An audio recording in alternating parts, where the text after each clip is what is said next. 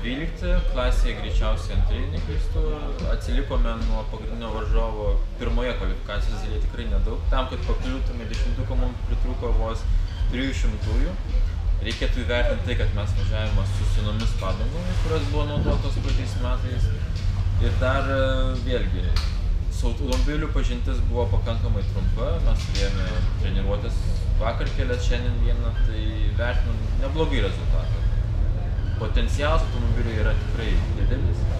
Tai, ką dabar įvažiavome, kvalifikacijoje mes galime važiuoti, manau, ir varžybose.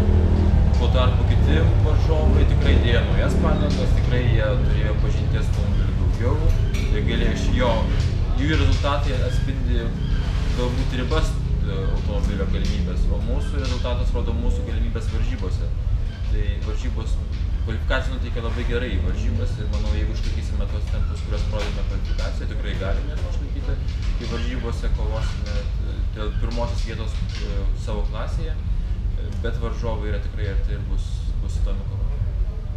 Bendrai koncepcija kvalifikacijos yra pakankamai sudėtinga, ta prasme, kad turime 30 minučių ir paleidžia visus 44 ar 43 automobilius. Problema ta, kad labai sunku rasti laisvą erdvę, labai sunku pravažiuoti vieną švarų ratą. Tai per savo kvalifikaciją, manyčiau, galbūt vieną ratą yra daug švarų tokio, kad tu važiuotum be kliūties ir galėtum įvažiuoti.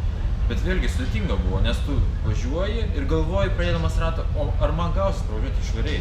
Galbūt man sutrukdys ir tai tave kaip sportininkas šiek tiek išmuša iš vėžių ir nesi susikoncentravęs pilnai. Tai iš šitos pusės buvo pakankamai sudėtinga, nes visus paleidžia į krūvą ir nėra švaraus rato. Antras dalykas, patirties automobiliui buvo pakankamai mažai, mes neturime ABS ir labai lengva blokuoti galinius ratus. Tai kadangi tas jausmas nebuvo išvystytas tiek gerai, tai stabdymo taškas buvo pakankamai ankstyvas ir manau buvo galima statyti vėliau. O viskas kitas klausas tikrai puikiai.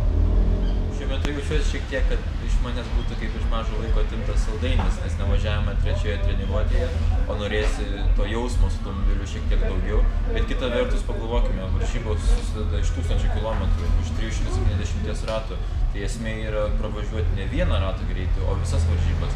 Tai manau, koncepciškai žiūrint, pasielgėme tikrai teisingai, koncentravomės nuo pat pradžių ir dabar koncentruojamės į varžybas ir tai, kad nevažiavome trečioje treniruotėje ir aš kaip sportininkas galbūt nesusikinau su automobiliu, tai yra smulkmena. Esmė, kad pasiruošėme tikrai gerai varžybomis, automobilis yra sveikas, stiprus ir galėsime, manau, įveikti visus 1000 km greitai.